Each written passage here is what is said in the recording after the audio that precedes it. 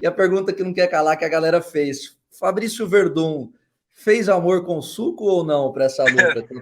Fala galera, Laerte Viana na área, aqui do meu lado dispensa apresentações, Fabrício Verdun, recentemente fez uma luta de boxe, voltou a entrar em ação, se recuperando. Verdun, seja bem-vindo mais uma vez, dos nossos de casa, como é que tá por aí? Obrigado, Leti. É isso aí, tô recuperando, mas só que não foi de boxe, né? Pareceu que era de boxe, mas não era, né? Oi, Era eu falei de boxe aí, ó, falou até de boxe. falei Não, ato falho.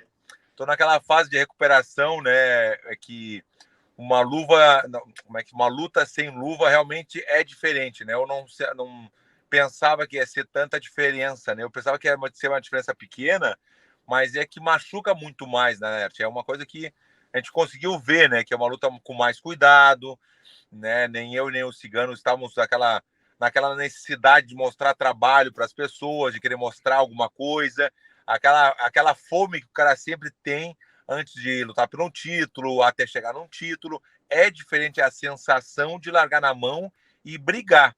Nós não brigamos, né, Lert? Não teve uma briga assim, né? Foi uma luta muito parelha e uma luta bem técnica, na verdade. Eu achei que foi isso, né? Eu olhando depois, né?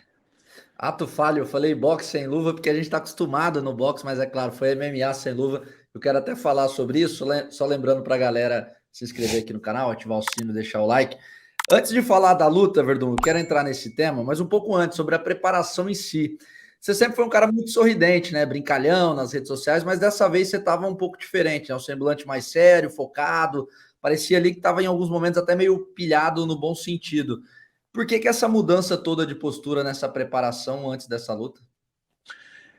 Na verdade, assim, quando eu tô sorridente, quando eu tô feliz de estar fazendo o que eu gosto, não quer dizer que eu não esteja focado, né? Porque as Sim, pessoas claro. confundem, né? As pessoas, né? Todo mundo, os fãs, todo mundo confunde. Ah, não tá focado. Até o Johnny Walker é um cara que brinca bastante, mas ele tá focado, né?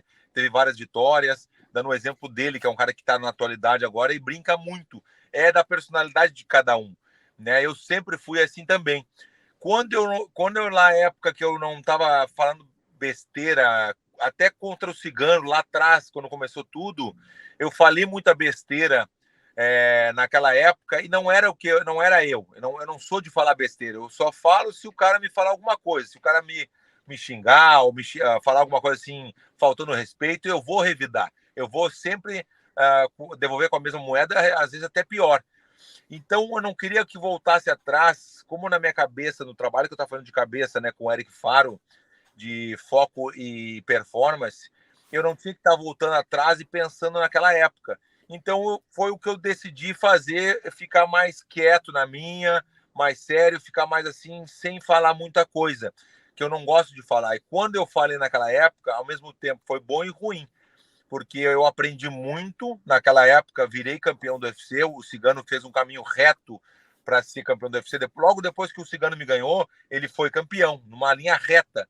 Ele foi muito bem, várias vitórias e virou campeão. Eu tive que fazer uma volta, sair do UFC, ganhar do Fedor, voltar para o UFC para ser campeão. E aconteceu. Então foi bom por um lado, porque eu aprendi muito. Então nunca mais falei besteira. Se tu for reparar, nunca mais falei coisas que eu não estava afim de falar. Eu falo as coisas que eu estou afim de falar e da minha personalidade. Brincar, né? Até contra o Fedor brinquei, dei risada. O cara, até o Fedor riu naquela época.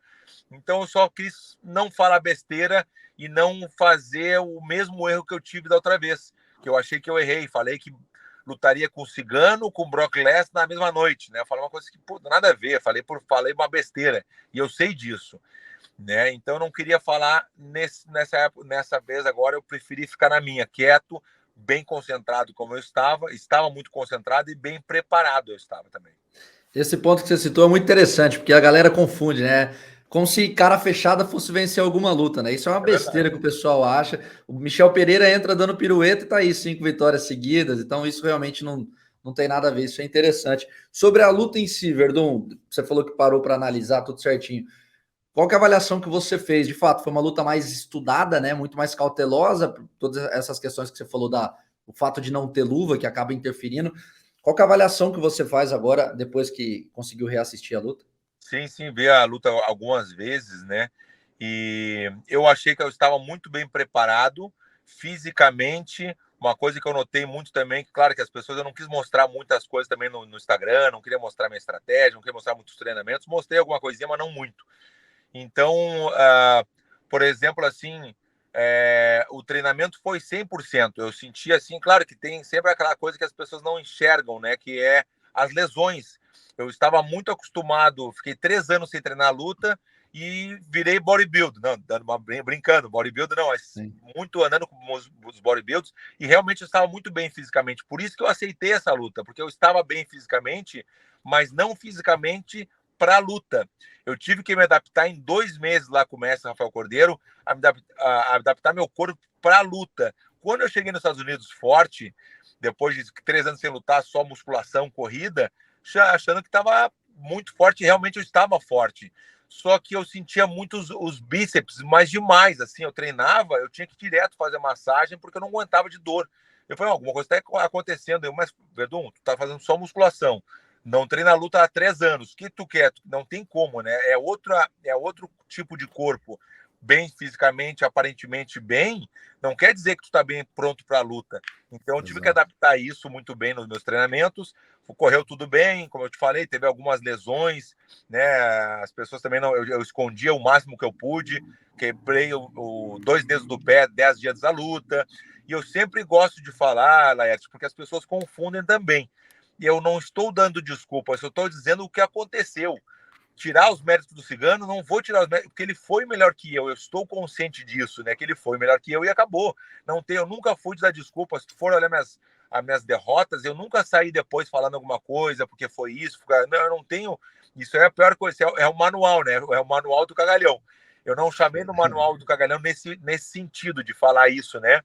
Então, analisando, como tu perguntou, sobre tudo, eu achei que, assim, ó, bem treinado, treinei muito bem, tinha bons sparres, fiz a musculação certa, né? Musculação, a preparação física, eu estava fazendo musculação e tive que adaptar a preparação física para lutar, né? Era isso que eu precisava e realmente eu consegui fazer. 3 semanas depois, não doía meus bíceps, já não doíam mais. Treinei com cobrinha muito jiu-jitsu, mestre Rafael Cordeiro MMA, Muay Thai, wrestling, tudo que podia. Então, realmente foi muito bom. Mais uma vez, analisando, faltou ritmo de luta. Eu achei que eu não conseguia, eu não bati tanto, não usei os meus golpes, né? Até o Rangel falou, Verdun, tu não usou muitos chutes. Eu falei, mano, eu não podia chutar porque eu estava com os dedos quebrados. Eu não conseguia chutar como eu queria, como eu treinei. Eu estava treinando muito o lado esquerdo, né? A perna esquerda, e eu não consegui usar a minha arma que eu queria usar na real, né? E o Cigano foi muito preciso, eles deu os golpes certos, não quis ir pro chão comigo, perfeito, também não, né? Não tô dizendo que ele não foi, porque ele foi muito inteligente. Até rolou isso que eu não falei ainda. Ele falou assim, quando eu estava no chão deitado, eu falei assim, ó, vem, Cigano. Eu falei assim, vem aqui. E ele falou assim, eu não sou louco. Ele falou, falou assim, mas durante a luta deu Durante... vontade de rir, mas eu não ri. Mas deu vontade, porque ele falou assim, eu não sou louco. E continuou a luta e não falei mais com ele. Mas assim, eu achei que faltou um pouquinho de ritmo de luta, realmente, de estar nativa.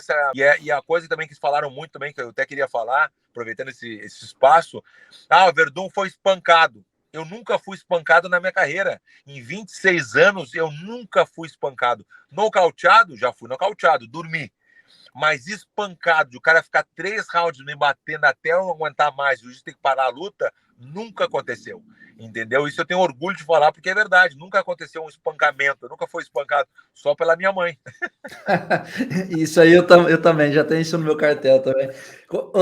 Você falou isso é um ponto interessante. Muita gente talvez ficou com essa impressão por causa dos cortes, né, do sangue. Sim, Isso tá ligado diretamente ao fato da luta ter sido sem luva, porque os cortes são mais superficiais, né? Provavelmente com a luva não teria sangrado daquela maneira o que abriu aqui, né? Isso é um ponto que interfere muito também no fato de lutar sem luva. E já emendando, como que tem sido a recuperação? Qual é a parte mais difícil de tudo isso? Porque não é aquela, igual você falou, não teve nenhum golpe contundente na luta, nada do tipo. São mais cortes superficiais, né, em si, né? Provavelmente você teve lutas na carreira que sofreu danos mais perigosos do que nessa. sim, com certeza, né? Que foi mais questão de briga, né? Por exemplo, assim, tem várias coisas que eu vou fazer eu tô fazendo um mini documentário sobre justamente essa preparação. Nós temos tudo filmado, tudo que aconteceu, pontos negativos, positivos, tudo. É legal de mostrar para as pessoas, até vou falar com o pessoal do combate, para eles passarem isso, porque eu acho uma boa assim, mostrar o lado que as pessoas não estão acostumadas a ver. As pessoas veem a luta e deu, e tomam a sua ideia dali, daquele momento, e acabou. Mas tudo que antecede, como eu te falei, positivos e negativos, coisas, né? E, por exemplo, né, 10 dias antes eu quebrei os 2 dedos do pé, mas não é fissurada, quebrou de se tirar a carne e separa o osso, entendeu? É assim, os 2 dedos quebrados mesmo, né? E eu até posso te mandar a foto para te editar e botar, se tu quiser, botar a foto da radiografia. E aí, o que aconteceu, por exemplo, assim, como tu falou, o negócio do sangramento, que é mais, que realmente quando pega, machuca, tomei um soco na boca, assim, que foi um jab muito de leve, mas já cortou a boca. Quando eu tentei dar a queda no cigano, ele levantou rápido, eu dei a queda, mas ele levantou rápido, que a gente ficou no clinch ali, eu cinturando ele começou a tocar no meu rosto e já cortou. Eu já senti o cheiro do sangue na hora, entendeu? Porque foi tão pouco assim, mas só uns toquezinhos de nada, que se fosse com a luva não faria esse corte que cortou bem pouquinho no começo, né? E também tem uma coisa que eu acho que eu já falei no meu podcast outro dia, mas eu tive que fazer uma infiltração no pé, porque eu tinha dor no pé, e se eu chutasse com o pé esquerdo, eu ia sentir muito mais dor, de repente para uma luta, né? Pela dor que eu estava com os dedos quebrados. Com o doutor Murilo, que é amigo meu de São Paulo, estava lá, foi ver a luta, chamei ele, tirei ele da arquibancada para ficar no vestiário comigo e fazer uma infiltração. Só que nós sabemos que não pode infiltrar antes de uma luta, porque se a comissão atlética viu que tu está com os dedos quebrados, eles vão parar, nem vai acontecer a luta. E como eu queria que acontecesse a luta muito, eu tive que esconder aquele jeitinho brasileiro nosso.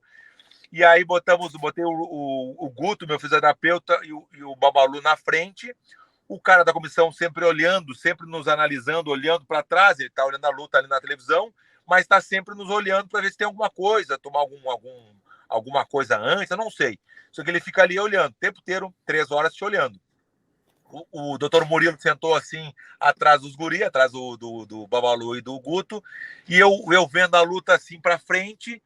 E cada vez que ele me olhava, eu falava pro doutor, doutor, ele tá me olhando, doutor, ele tá me olhando. E aí o doutor pegou, já estava com a infiltração na seringa, né? E tal, vai, quando botou ali, aquela dor de agulha, né? Mas dói, né? Tem que ser bem na onde está quebrado. Então doeu muito, assim, sabe? Mas eu olhando para a televisão sem mostrar expressar nada. reação nenhuma, né? E tem que ser 20 minutos antes, porque se tu fizer 1 hora antes, 2 horas, acabou o efeito, então não vai adiantar nada. Tem que ser 20 minutos mínimo antes da luta. Então, fiz a infiltração. E uma coisa também que eu nem eu sabia que o doutor falou, que quando tu faz uma infiltração nesse tipo, tu sangra mais. Então, por isso que eu sangrei bastante, porque sangra mais depois que tu fizer uma infiltração no corpo, o teu sangue tu vai sair mais sangue do teu corpo, se tiver algum corte, foi o que ele falou. O doutor Murilo não, foi outro doutor que eu fui antes, me falou isso aí, Verdun, tu pode fazer a infiltração, mas vai sangrar mais. Então, aquilo ficou e realmente aconteceu o corte. Quando o cigano me deu esse soco aqui, ó, aquele jab que ele deu e abriu muito, eu já fiquei cego de um olho, não via nada, mas até aquela foto, a gente consegue ver aquela foto, e eu tô com outro olho desse tamanho, né? Regaladão. Eu abri o outro olho assim, não tirava o olho do cigano, porque ele viu, né? Ele tava me olhando, ele viu que tava com cheio de sangue no meu olho, eu não conseguia nem enxergar de um olho, mas foi aquilo ali, aconteceu, né, a luta, eu gostei muito sobre tudo que aconteceu depois também, mudou a minha ideia completamente do cigano, completamente, é outra ideia hoje. É isso que eu queria perguntar contigo. Por isso que eu não falei, por isso que eu parei, sabia? Levantou a bola só para cortar agora. Vocês sempre se respeitaram, mas sempre existiu uma rivalidade genuína ali que era interessante para o esporte, para a narrativa, isso é necessário, né? Rivalidades assim fazem grandes nomes também. E vocês protagonizaram uma cena muito bacana ali no centro do octógono depois. Você até comentou numa postagem dele no Instagram, que eu vi lá e tudo mais. Qual foi a conversa entre vocês? O que um falou para o outro? Como é que ficou essa relação entre você e o cigano após a luta? A minha ideia, depois que ele falou também, o respeito que ele teve por mim, pelo mestre, pela nossa equipe, que eu tenho certeza que ele sempre teve, mas a rivalidade nossa não deixava ter uma relação. Zero, a gente nunca se viu muitas vezes também, a gente não se viu, né? A gente tem muitos amigos em comuns, né? Por exemplo, o Cara de Sapato, Bochecha, Marreta, são meus amigos mesmos. E eu sei que tem que saber separar essas coisas, porque, por exemplo, o cara de sapato é padrinho dos filhos do Cigano, é amigo de andar junto o tempo inteiro. Eu não tenho como ficar uma coisinha tão pequena, ficar sem falar com o cara de sapato, com bochecha, não existe. Eu tenho que saber separar essas coisas muito bem, então isso não teve problema.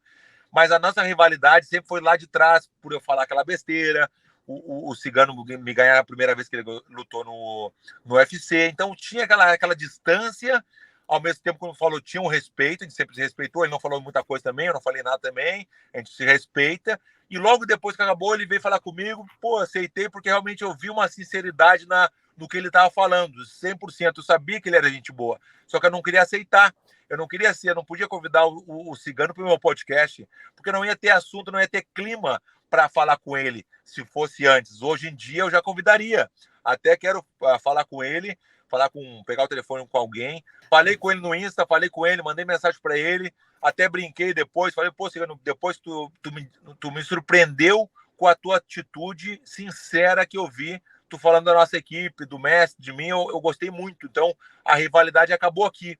Aí até brinquei, né? Eu não perco a piada, tu sabe disso, né? Como é que eu sou? Falei, não lutaria contigo de novo, porque se tu me ganhar mais uma vez, tu vai pedir música no Fantástico. Então, acabou. Acabou a rivalidade. Cigano no Meme View, então é uma realidade que pode acontecer em breve. Sim. Eu vou agilizar isso aí. Gostaria muito de conversar com ele, não só sobre a nossa rivalidade, que vai acontecer a conversa, óbvio, mas de tudo, né? De falar um pouquinho de tudo, falar dessa pessoa que realmente ele é, de conquistar o mundo através de uma luta lá atrás que aconteceu, foi uma oportunidade única para ele e ele soube aproveitar muito bem. Então, falar um pouquinho de tudo e com certeza ele vai chamar muita atenção das pessoas, né? Essa conversa. Bacana, é legal essa postura, né? Maturidade vem com o tempo também, bacana demais, parabéns. O Verdun, para a gente terminar aqui, uma pergunta que eu acho que todo mundo estava muito curioso, você deve ter visto várias brincadeiras nas redes sociais a respeito disso, é que você estava com o shape em dia, né? Forte igual uma pedra ali nas redes sociais, só foto sem camisa, eu tava até camiseta nem tinha para postar foto, era só foto sem camisa nas redes sociais. E a pergunta que não quer calar que a galera fez: Fabrício Verdun fez amor com suco ou não para essa luta? Quase todos os dias. Mas é legal de falar também isso aí, porque tem um tabu, as pessoas não querem. 46 anos, tu acha que eu não vou estar fazendo 3 anos sem lutar, sem nenhum compromisso, não tem usada, não tem nada, por que não poderia fazer uma reposição hormonal, um TRT, o que for? O que me impede? Por que eu não posso? Quem é que está dizendo que eu não posso fazer? Quando tinha usada e aconteceu aquele caso lá, eu tenho certeza, eu posso falar com todas as palavras, poder pegar aquela máquina da mentira, eu tenho certeza absoluta que foi uma sacanagem que fizeram comigo, que eu não tomei. Mas, ao mesmo tempo que foi uma sacanagem, naquela época, eu fiz um exame pessoal também e realmente tinha alguma coisa no meu corpo. Mas eu estou consciente que eu não tomei. Poderia ter sido uma contaminação, o que for, pode ter acontecido, acontece com as pessoas, mas a consciência é o mais importante. Eu tenho certeza que foi uma sacanagem me darem 2 anos aquela vez, e hoje eu posso falar sem nenhum problema que com certeza fazer uma reposição hormonal, fazer um tratamento para eu estar bem, não tenho problema de falar isso, eu nunca tive problema de falar assim, sabe, de ser sincero, como eu sempre fui. Se fosse na época da usada, não podia e acabou. E é simples assim, entendeu? Mas hoje, com a minha vida ganha, tudo certo, não tenho nenhum problema, não devo nada para ninguém, não tenho que ficar dando desculpa, e eu não tenho problema de falar não, então tomo suco todos os dias. Ingênuo é quem pensa que, pô, essa altura, não só você, qualquer pessoa, né, pô, que não tem esse controle da usada, pô, faz parte, querendo ou não, tá de alguma maneira. É óbvio, uma coisa tão natural hoje em dia. Exato. Essa coisa de não querem falar, não sei o quê. Claro, se tiver como uma usada da vida, é óbvio que tu não pode tomar e acabou. E é simples assim, por isso que vai estar proibido. Mas eu não tenho compromisso com ninguém e eu não tenho problema nenhum e vou continuar fazendo até ter uma situação de, não, nesse evento não vai poder tomar, vai ter que parar, fazer a reposição hormonal aos 46 anos, que é uma coisa muito natural hoje em dia, né? Verdun sincero como sempre, é por isso que a galera gosta bastante. Lembrando o pessoal deixar o like aqui, se inscrever, ativar o sino, compartilhar o papo para dar aquela moral. Meu amigo, obrigado pelo tempo novamente. Em breve os papéis estarão invertidos, né? Começo de outubro estou indo aí para Floripa para a gente gravar no Nameville, mas queria que você deixasse o recado aqui, o que podemos esperar, onde a galera te encontra, o espaço é seu, valeu. Agradecer mais uma vez, Laerte, por, como sempre, aí, gosto muito de falar contigo, bater esse papo contigo, para as pessoas verem, né, a realidade realmente, né, esperem que daqui a pouquinho vai estar esse documentário no ar, esse mini documentário de toda a minha preparação física, da preparação com o mestre, a volta depois de 3 anos, tudo, mostrar um pouquinho de tudo, mostrar esse lado que as pessoas não estão acostumadas, tá bom? E é isso. Agradecer muito aí, esperando aqui no Nameville, que as pessoas sempre perguntam, né, quando é que o Laerte vai estar no Nameville. Daqui a pouquinho, acho que vai ser no dia 5, né, Laerte? 5 de outubro, né? 5 de outubro. É isso aí. Fechou todas e tamo junto.